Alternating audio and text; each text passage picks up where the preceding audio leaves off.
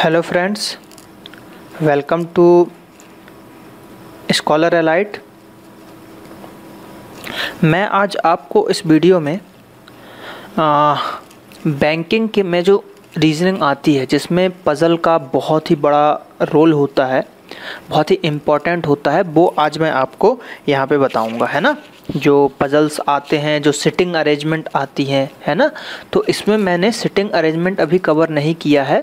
इस वाले वीडियो में मैं पज़ल कवर कर रहा हूँ। जो पज़ल्स आते हैं, जो हमको वर्ड प्रॉब्लम सॉल्व करनी रहती है, उसको कवर कर रहा हूँ मैं, है ना। सिटिंग अरेंजमेंट भी मैंने 2 सर्कुलर वाली अभी पार्ट 2 और 3 में मैंने पब्लिश किए हुए हैं, तो आप उनको भी देख सकते हैं। रीजनिंग पज़ल्स का एक प्लेलिस्ट मैंने बनाया हुआ है, तो उस प्लेलिस्ट में जाके आप देख सकते हैं, है ना।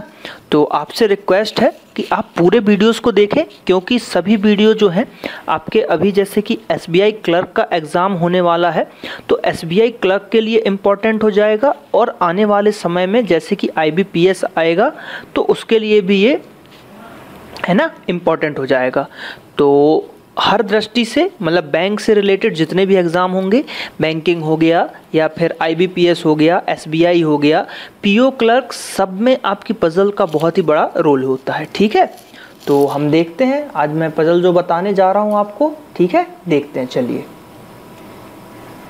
अब क्या है, ये एक पज़ल दी हुई है, वर्ड प्रॉब्लम दी हुई है हमको, है ना, कि क्या है, तो हम पढ़ते हैं, ठीक है। चलिए स्टार्ट करते हैं। P, Q, R, S and T finished a work, मतलब P, Q, R, S and T 5 लोग हैं, कोई वर्क को फिनिश्ड करते हैं, ठीक है। और ये काम करते हैं कब से कब तक? मंडे से सैटरडे, है ना, जैसा कि लगभग सभी लोग वर्क करते हैं ना, मंडे से सैटरडे तक, ठीक है, वर्क किया उनने। One of the days being holiday, ठीक है, एक दिन रहती है छुट्टी, ठीक है। अब each working over time only one of the day, मतलब कोई भी एक व्यक्ति एक दिन ही ओवर टाइम कर सकता है, ठीक है, ये बोल रहा है। अब उसके बाद ये कुछ 5 लाइनें दी हुई, तो इससे हमको क्या पता चल गया कि हमको टेबल क्या बनानी है। टेबल एक बनानी है हमको, जो लोग हैं वो, है ना, पर्सन्स की, और एक टेबल बनानी है किसकी? हमको डे की। जैसा कि अगर ये आप पहली बार वीडियो देख रहे हैं, तो आपसे रिक्वेस्ट है कि शुरू के 1-2 वीडियो देख लें, है ना, तो उसमें आपको क्लियर हो जाएगा कि हम सॉल्व करते कैसे हैं पजल। तो इसमें क्या करना पड़ेगा कि हमको 2 टेबल बनानी पड़ेंगी। तो देखते हैं किस टाइप की टेबल। मैं टेबल बना के पहले से रखी है मैंने, ठीक है।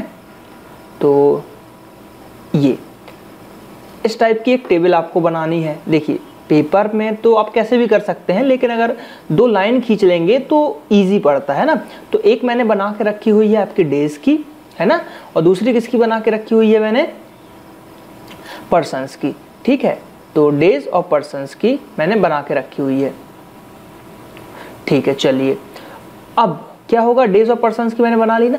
अब पढ़ते हैं ये जो पॉइंट्स दिए हुए हैं, और उस हिसाब से हम एज्यूम करते जाएंगे और पजल को सॉल्व करते जाएंगे, ठीक है। चलिए तो देखते हैं, पहला क्या दे रहा है, आर और T did not work over time on the first day, ठीक है, ऑन द फर्स्ट डे। अब देखिए, मान लीजिए यहाँ पे लिख लेते हैं हम, क्या, डे लिख लीजिए आप सबसे पहले। तो क्या है, मंडे, ठीक है,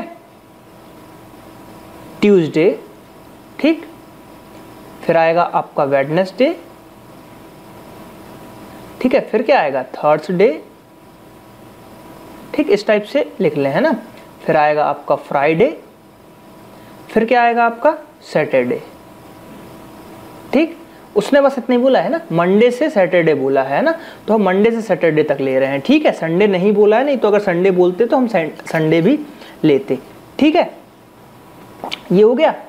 अब चलिए पढ़ते हैं, क्या बोला था कि आर और टी जो है did not work over time on the first day, यानी कि अगर बात करें, फर्स्ट डे क्या है आपका, फर्स्ट डे है मंडे, तो इस दिन आपका कौन, आर, ठीक है, और टी ये वर्क नहीं करेंगे। तो इसके बगल में इस टाइप से हमने लिख लिया कि आर और टी जो है वर्क नहीं करेंगे, क्रॉस का मतलब वर्क नहीं करेंगे, ठीक है, ये हमको पता चल गया। अगला, Q worked over time the next day after the holiday. फिर अब यहाँ लिख लिए कि जो हॉलीडे होगा, ठीक है, जो भी हॉलीडे होगा उसके जस्ट नेक्स्ट, ठीक है, कौन वर्क करेगा, क्यू करेगा, ये हमको पता चल गया। ठीक है, चलिए अगला पढ़ते हैं। The overtime work done on the previous day of the holiday was by R. ठीक है, यानी कि जो भी हॉलीडे रहेगा उसके प्रीवियस यानी कि उसके पहले ओवर टाइम कौन करेगा, आर करेगा, है ना। तो यानी कि ऐसा रहेगा, आर फिर हॉलीडे आएगा और फिर क्यू आएगा। अब हमको ये डे पता करना है। ठीक है, तो आगे पढ़ते हैं क्या बोल रहा है। There was a 2 days gap between the days on which P and Q worked overtime, यानी कि P और Q के बीच में जो है 2 दिन का गैप है। P एंड Q के बीच में 2 दिन का गैप है। ठीक है, चलिए एक चीज़ और पता चल गई। ठीक है, P worked over time the next day of the over time day of S। ठीक है, अब देखिए सबसे पहले अब देखते हैं हमको क्या क्या P जो करेगा S के बाद ही P आएगा, है ना। तो मान लीजिए यहाँ पे देखिए R और T तो बैठ नहीं सकते, है ना।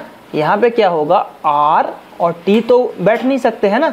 तो यहाँ पे हम किस किस को बैठा सकते हैं, यहाँ पे हम S को बैठा सकते हैं, यहाँ पे हम देखिए S को बैठा सकते हैं। ठीक है, उसके बाद क्या R को भी हम बैठा सकते हैं, है ना, R को भी बैठा सकते हैं। ठीक, उसके बाद हम Q को भी बैठा सकते हैं। इस टाइप से हम एज्यूम कर रहे हैं कि इन तीनों को हम बैठा सकते हैं। अब आप बोलेंगे कि P को भी बैठा सकते हैं, लेकिन P को क्यों बैठा सकते हैं। देखिए P को इसलिए नहीं बैठा सकते क्योंकि क्या बोल रहा है कि S के बाद मान लीजिए अगर S यहाँ बैठता है तो P जस्ट इसके नीचे बैठेगा, और अगर यहाँ पे S नहीं बैठ रहा यानी कि S जहाँ भी बैठेगा उसके नीचे P रहेगा, है ना।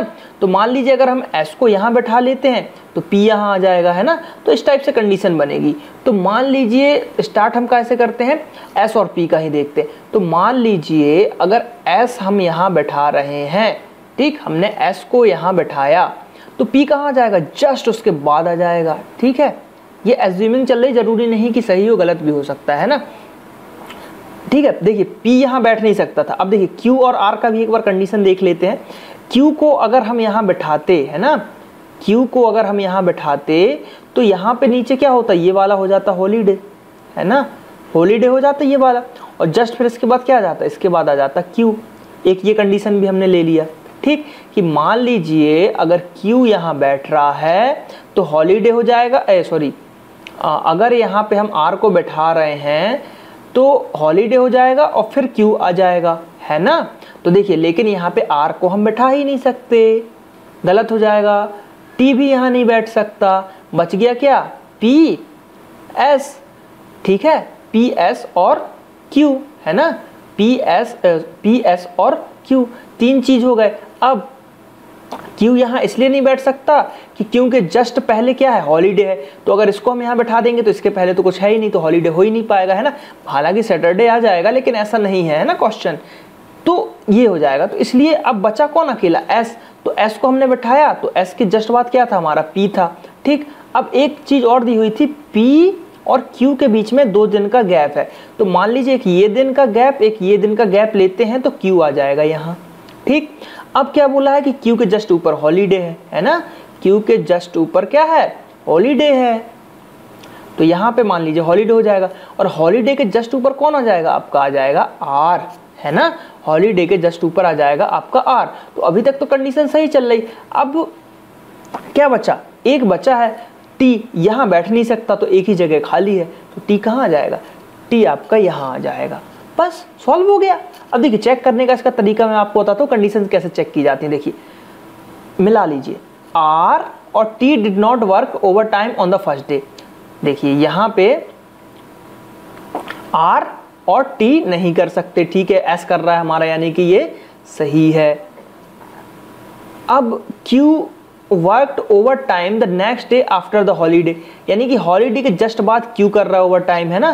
तो ये भी सही है, हमारा हॉलीडे भी सही है और ये भी सही है। ठीक है, the overtime work done the previous day holiday, मतलब R अब क्या कर रहा है, हॉलीडे के जस्ट प्रीवियस में कर रहा है। तो हॉलीडे के प्रीवियस में कौन कर रहा है, R, ये भी सही हो गया हमारा, है ना। और S के जस्ट बाद फिर उसके बाद कि P और Q के बीच में जो गैप है 2 दिन का, ठीक है, तो ये हो गया Q, ये हो गया P, 1-2 दिन का गैप है, तो हमारा ये भी सही हो गया, ठीक है। अब क्या बोल रहा है कि जो P worked over time next day of the over time day S, ठीक है। अब देखिए यहाँ पे क्या थे, अगर Q को हम यहाँ कर देते, P को यहाँ कर देते तो कंडीशन गलत हो जाती है ना, तो यहाँ पे P जाएगा, क्योंकि ये इससे समझ में आता है कि P जो है S के उससे है ना, तो S के नीचे ही जाएगा, तो ये भी कंडीशन सही होगी। बस अब बचा कौन सा, T, तो T तो यहाँ जाएगा ही, लास्ट में बचा है, तो T सैटरडे को जाएगा, तो ये भी सही हो गया। तो ये हमारा पजल चेक भी हो गया है ना। तो इस टाइप से एज्यूमिंग करते हैं कि पजल को सॉल्व करते कैसे। देखिए पजल में पूरा एज्यूमिंग का खेल है, आप जितना ज़्यादा पॉसिबिलिटी लगा पाएंगे उतना इजी से आप पजल को सॉल्व कर पाएंगे, है ना। तो मेरी यही आपसे रिक्वेस्ट है कि ज़्यादा से ज़्यादा पजल्स की प्रैक्टिस करें, समझ रहे हैं ना आप, ज़्यादा से ज़्यादा पजल्स की प्रैक्टिस करें, है ना, तो उससे सही रहेगा आप लोगों के लिए। और मैं पजल तो सॉल्व करवा ही रहा हूँ आपको, है ना, तो आप ज़्यादा से ज़्यादा पजल्स को प्रैक्टिस करें, जितनी ज़्यादा आप प्रैक्टिस कर पाएंगे उतना ज़्यादा मतलब आप अच्छा कर पाएंगे। अगर जैसे मैं तो अभी आपको ये समझा रहा था तो 10 मिनट लगे ना सॉल्व करने में, लेकिन जब आप खुद से करेंगे ना तो मुश्किल से इस पजल को करने में 3 मिनट लगना चाहिए, और ज़्यादा से ज़्यादा 4 मिनट, बस 4 मिनट अगर आपने कर लिया 4 मिनट में सॉल्व तो 5 नंबर आपके पक्के, क्योंकि इससे जो है ना 5 क्वेश्चन आते हैं, 5 क्वेश्चन आते हैं इससे, है ना, 5 नंबर के। अब क्वेश्चन कैसा आएगा, क्वेश्चन ये पूछेगा कि हॉलीडे किस दिन था, तो आंसर को हमको लगाना पड़ेगा थर्सडे, ठीक। क्वेश्चन पूछेगा टी किस दिन वर्क कर रहा है, तो आंसर होगा सैटरडे। क्वेश्चन आएगा कि वेडनेसडे को किसने वर्क किया, तो आंसर आएगा आर। क्वेश्चन पूछेगा कि मंडे को किसने वर्क किया, तो मंडे को किया एस। क्वेश्चन ये पूछेगा टी के 2 दिन पहले किसने वर्क किया, तो टी के 2 दिन पहले किसने किया आपका वर्क, आर ने। तो इस टाइप से क्वेश्चन पूछे जाते हैं, ठीक है। तो ये होता है पजल, है ना, ये क्लर्क लेवल का पजल है, ठीक है। एसबीआई क्लर्क में इसी टाइप के पजल्स आएंगे, और बाकी इसके पहले जो मैंने कुछ पजल्स अपलोड किए हैं वो पीओ तक के लेवल के हैं, ठीक है। तो इस टाइप से आप प्रैक्टिस कर सकते हैं, ज़्यादा से ज़्यादा पजल्स कीजिए, क्योंकि रीजनिंग में पजल्स का वेटेड बहुत ज़्यादा रहता है। अगर आपकी 50 नंबर की रीजनिंग आती है तो उसमें से 30 से 35 नंबर सिर्फ पजल के रहेंगे, है ना। तो ज़्यादा से ज़्यादा आपसे रिक्वेस्ट है कि आप पजल पे वर्क करें, ठीक है। चलिए, तो अब यहाँ पे आप क्या देख सकते हैं कि ये पजल 6 है, तो आप पजल 5 जो मैं पहले अपलोड कर चुका हूँ आप उसको भी इस पर क्लिक करके देख सकते हैं, और पजल 7 जैसे ही मैं अपलोड करूँगा तो ये लिंक एक्टिवेट हो जाएगी, तो आप पजल 7 को भी देख पाएंगे ईजिली, है ना।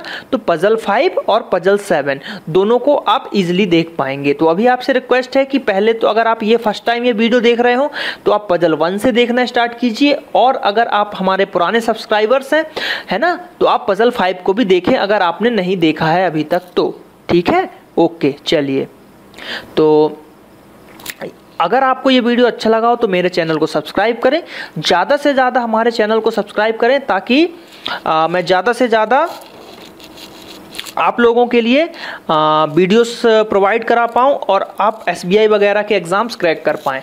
और ये www.facebook.com/scholarlite हमारा जो है ना फेसबुक पेज है, ताकि ये मैंने फेसबुक पेज बना रखा है जिससे कि आप लोगों को जो इम्पॉर्टेंट न्यूज़ वगैरह होती हैं जो कि मैं अपलोड नहीं कर पाता हूँ वीडियोस बना के, तो मैं वहाँ पे पेस्ट कर देता हूँ, जैसे वैकेंसी की डिटेल्स, एडमिट कार्ड, रिजल्ट्स, ये सब, है ना। तो ये इम्पॉर्टेंट है, तो आप हमारा फेसबुक पेज भी लाइक करें, ठीक है। चलिए, थैंक यू।